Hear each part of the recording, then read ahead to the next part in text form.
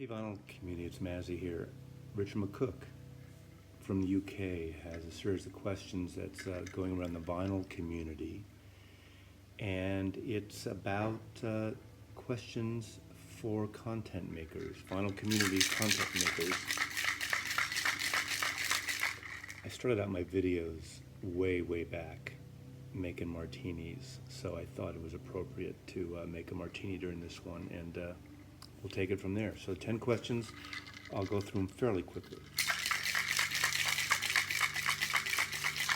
Question number 1, what is the most important for you, views or subscribers? Definitely views. I make a lot of videos, as some people have commented, and not all the videos are for everyone, and not that I make them so only some people can watch them. I love them, as many people to watch them as possible, but I do the whack-a-moles, and I think those are fun and usually fairly short unless I have guests with me. I do the autobiographical ones, my vinyl junkie videos, and various things. Some are more humorous, some are more feature-oriented, different types of things. So that's a huge martini shaker there. So I like, I'd rather have reviews. Question 2, do you have an optimum length for videos? No. The whack-a-moles tend to be 10 to 20 minutes. Cheers. But I've made some very long videos, especially my memories of a vinyl junkie. They go from 45 minutes to an hour and a half. I think it depends on the content, and not everyone's going to be into those, but those tell a story. I'm not just showing records for the sake of showing records, which is nothing wrong with that. But I tell a story, and those are actually, I do those for me, maybe down the line for my son eventually. Sort of a therapy session and something to leave behind for people. I enjoy doing those, and it's been a good way for me to revisit when I got these records and my life and how music has affected me a lot. And I think you can tell by those. It really depends on the content. Yes, some go on for too long. I've been editing more lately, so I might do one of those videos for an hour and a half, and I literally cut it down, cut a half hour out, because I tend to repeat myself, which I know I'm doing here already for you. So, I don't really think about length. They need to be as long as they need to be. That's my opinion on that. Okay. Is it a chore making videos, or are you addicted to it, and do you still get nervous? I don't get nervous. It's not a chore at all, otherwise I wouldn't do it. Am I addicted to it? Probably. But I've been addicted to records and music since I was 9, 10 years old. So it's nothing new. This is just a new outlet for my addiction, to showcase my records. Think about it. We all have these collections, and especially now during lockdown times and COVID times, we're not having as many people over to our homes.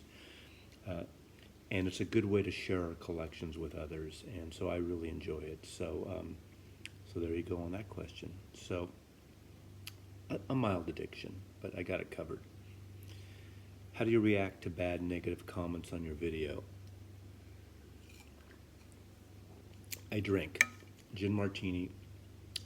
This is a Bombay Sapphire gin, 1 olive, slightly dry, which means only just a hint of vermouth, swirled in the glass, popped out before I put the gin in. That's a true martini. If it's vodka, it's not a true martini. That's called a vodka martini, and it's for amateurs. So, how do I react to bad comments? I get a handful, mainly because I think they started when I started doing some political content. In the reality of it, probably I've done maybe 10 videos with political content out of literally hundreds. And I started out, the first one I did was about 2 years ago, when kids on the border were locked in cages, and it just pissed me off so much. And I got a lot of negative comments for that. Plus, when I get in my political things about voting and stuff, I don't care what side of the aisle you're on. in terms of the United States or what political your personal political values are, but just believe in the reality and don't make shit up. And whenever I do that, I get people bitching about it because I don't know, they're reading fake. They're reading the fake news, not the networks and the newspapers. That's not where the fake news is coming from. So I know I'm going to get thumbs down and bad negative comments here. I did get one last week. Basically, someone said something really rude, and I can't remember what it was. I don't usually take them down. Occasionally I respond, but in a humorous way. But someone mentioned that I'm overrated. What does that even mean?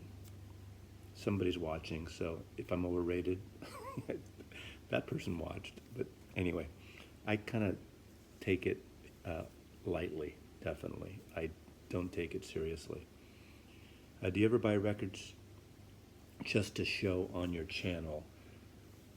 Only a couple, and I don't buy them just to buy things to show new records, to get a bunch of records to show, but I think, were probably 2 or 3 videos I've made where I was featuring an artist, maybe a Van Morrison or, doing a whole catalog discography. And as I was organizing the records, I realized, oh man, I have this on CD. I've always wanted to get this on vinyl. This is a good time to do it. So there's been like 3 times. I think there was a Neil Young record I ordered. I think there was a Van Morrison, and I forgot what other artist.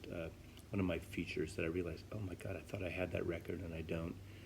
So in that respect, but I wanted the record anyway. I probably had in fact, I had the CDs, but I wanted the vinyl, and it just never didn't get around to doing it. So in that case, yes, but it's nothing I do normally. What would you like to do to improve your channel? Well, I'm trying to work on, sometimes better lighting or camera. Right now I'm using my iPad here to record this. A lot of times, most of my videos are on my phone. However, on my MacBook Air, they have shitty cameras, so I have an extension, a Logitech camera I recently got, and I have to work on the color saturation and the lighting because it's too hot, and the color balance is off. I think I need a third-party app to work on that. But otherwise, I've been doing a little editing, just in terms of trimming out some of the fat, because again, as I said earlier, I tend to repeat myself, and I'm trying to catch myself from saying stupid things, or mistakes. That's another thing. You think of a record or an artist, and you say the wrong name. In fact, we did a Four Corners video recently. It was with Lady Soul, Miss Lady Soul, and I was talking about the song "It Really Got a Hold on Me," and of course I know it's Smokey Robinson, but out of my mouth twice I said it was a Marvin Gaye song, and of course the mind and the mouth don't always match up, and I didn't realize that until I saw it, the playback of it. So make mistakes. So when I do my own, I'd like to be able to correct those occasionally, but otherwise fine. Thoughts on live streams? I haven't done any myself. I haven't hosted any. I may with a group, but I'm not going to do any on my own. But I have joined Rachel's live streams, and they're wonderful. The drama stuff gets a little silly, like high school bullshit, but it's fun, and I like the mix of people. Sometimes it gets off course, but I think that's a part of it. And Rachel's done a good thing on that. Of course, there are later ones, sometimes the late night boys, and literally our boys, like Davis, vinyl addict, vinyl archivist, but he's not really the archivist. And Stunty will do some, and even Brother Brian, until he falls asleep for 18 hours, and you're just watching like, what the fuck is this? It's kind of like an Andy Warhol, Yoko Ono conceptual art piece sometimes, but I think they're fun. They're there. It's something I'm not going to host, but I love that they're there, and I think it brings that vinyl community closer in some cases. I know some people don't want to go near them, and I get that too, so it's all up to the individual, but thanks, Rachel. You've done it really well. What is your most viewed video, and are you surprised? That by far, I did one about 2 years ago now. I want to do an updated one, even though I don't have a lot of new equipment. I want to do a shorter one. I did a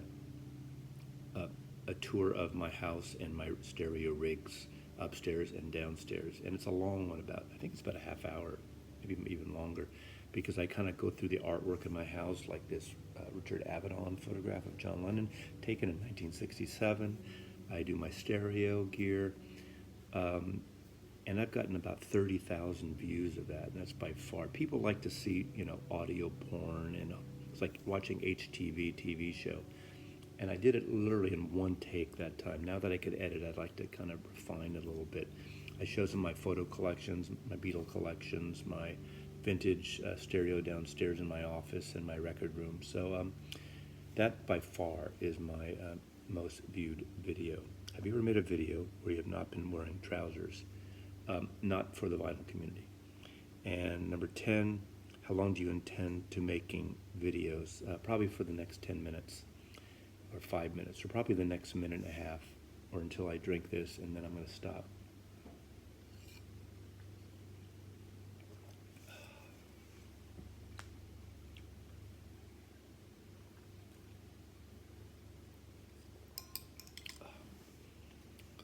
The perfect cocktail. And the rules: you only drink one martini and never more than two. Thank you, Richard McCook. I'll put a link to his channel. Subscribe to him. He shows great feature videos on like 10 Bowie or 25 Bowie, his favorite artists, singles, and I like the vinyl community members on the other side of the pond. Anyway, take care, and I do appreciate everybody watching. So this was fun for a change. Didn't show one goddamn record. As he loves you.